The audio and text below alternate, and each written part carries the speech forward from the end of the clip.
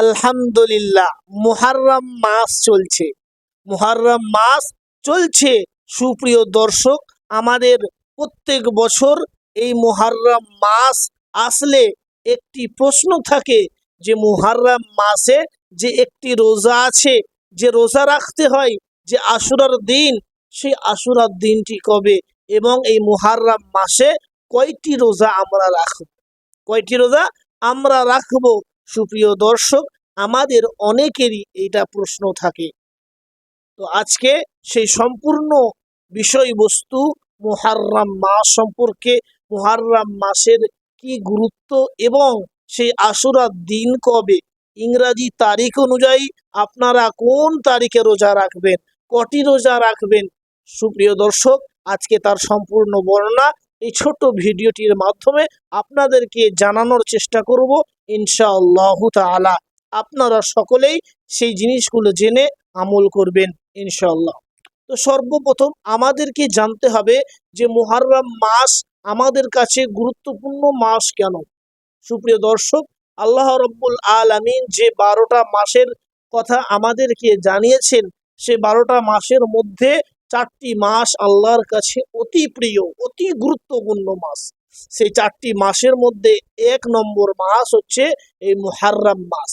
কারণ আল্লাহ রব্বুল আলামিন এই মুহাররম মাসে সমস্ত রকমের ফাসাদ, সমস্ত রকমের ঝগড়া বিবাদ, সমস্ত রকমের ঝগড়াঝাটি, মারামারি, কাটাকাটি, হানাহানি, এই সমস্ত জিনিস থেকে নিষেধ করেছেন, এই সমস্ত জিনিস থেকে নিষেধ করেছেন। ওই জন্যে আমরাও এই মুহাররম মাসে যেন ওই সমস্ত কাজগুলো, যেমন মারামারি, হানাহানি, কাটাকাটি, ঝগড়া বিবাদ, সেগুলো থেকে আমরা বেঁচে থাকতে পারি। তার জন্যে আল্লাহর কাছে আমরা দোয়া চাইব। আর তার সাথে সাথে এই মুহাররম মাস, যে মুহাররম মাসে রোজার কথা বলা হয়েছে, অর্থাৎ আশুরার দিনটি কবে, আরবি তারিখ অনুযায়ী 10ই মুহাররম হচ্ছে আশুরার দিন। 10ই মুহাররম আশুরার দিন।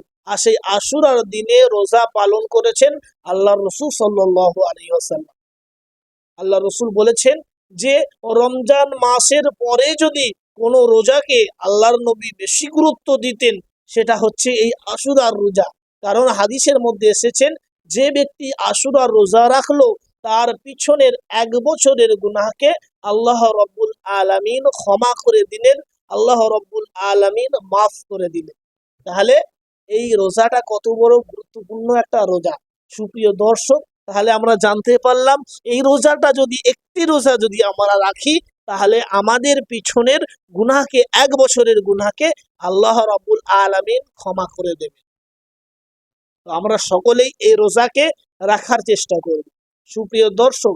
এবং তার সাথে সাথে আল্লাহর রাসূল সাল্লাল্লাহু আলাইহি ওয়াসাল্লাম যখন মক্কা থেকে মদিনায় হিজরত করে গেলেন, তখন দেখলেন যে ওইখানকার ইহুদি সম্প্রদায়রা, তারাও এই দিনে রোজা পালন করছেন তারা নবী অর্থাৎ মূসা আলাইহিস সালামকে সন্তুষ্টি করার জন্য। তখন আল্লাহর রাসূল, আল্লাহর হাবিব চিন্তা করলেন যে তারাও যদি এই দিনে রোজা রাখে আর আমরাও যদি এই দিনে রোজা রাখি, তাহলে তাদের মুসাহাবে করা হয়ে গেল। ওই জন্য আল্লাহর রাসূল বলেছিলেন যে আমরা এই দিনে রোজা রাখবো, অর্থাৎ আশুরার দিন তো রোজা রাখবো, তার সাথে সাথে এর আগের দিন অথবা এর পরের দিনও একটি রোজা রাখবো। তাহলে আমাদের মুহাররম মাসের রোজা কয়টি জানতে পারলাম, যে মুহাররম মাসের রোজা হলো 2টি। এক হলো 9 তারিখ 10 তারিখ, অথবা 10 তারিখ 11 তারিখ। তো আমরা যারাই রোজা রাখবো, প্রথমে 9 তারিখ যদি রাখতে না পারি, তাহলে 10 তারিখের সাথে 11 তারিখটা আমরা মিলিয়ে নেবো, 11 তারিখেও রোজা রাখবো। আর একটি প্রশ্ন, যে আমাদের ইংরাজি তারিখ অনুযায়ী এই আশুরার রোজা কোন তারিখে, ইংরাজি তারিখ অনুযায়ী আশুরার রোজা কত তারিখ।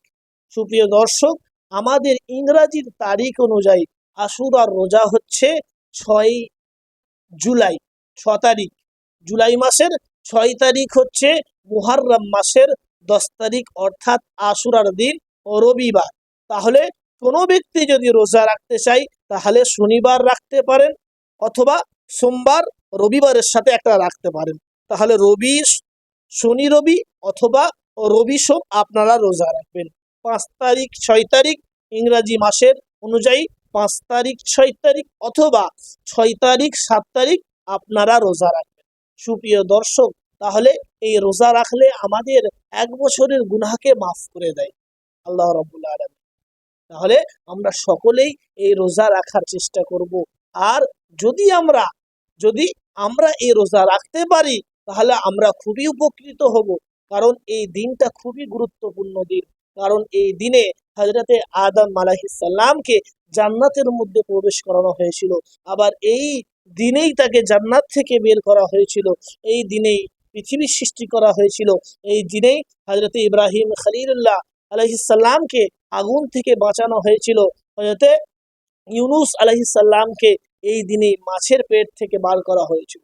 তাহলে এই দিনটা কত বড় একটা গুরুত্বপূর্ণ দিন।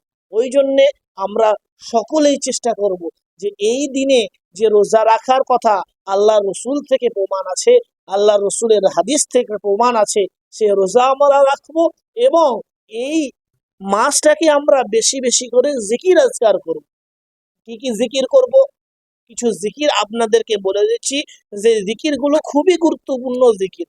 তার মধ্যে 1 নম্বর জিকির হচ্ছে যে আপনারা বেশি বেশি করে ইস্তেগফার করবেন, বেশি বেশি করে ইস্তেগফার করবেন এবং বেশি বেশি করে সাল্লাল্লাহু আলাইহি ওয়াসাল্লাম, সাল্লাল্লাহু আলাইহি ওয়াসাল্লাম এই দরুদটি আপনারা পড়তে পারেন।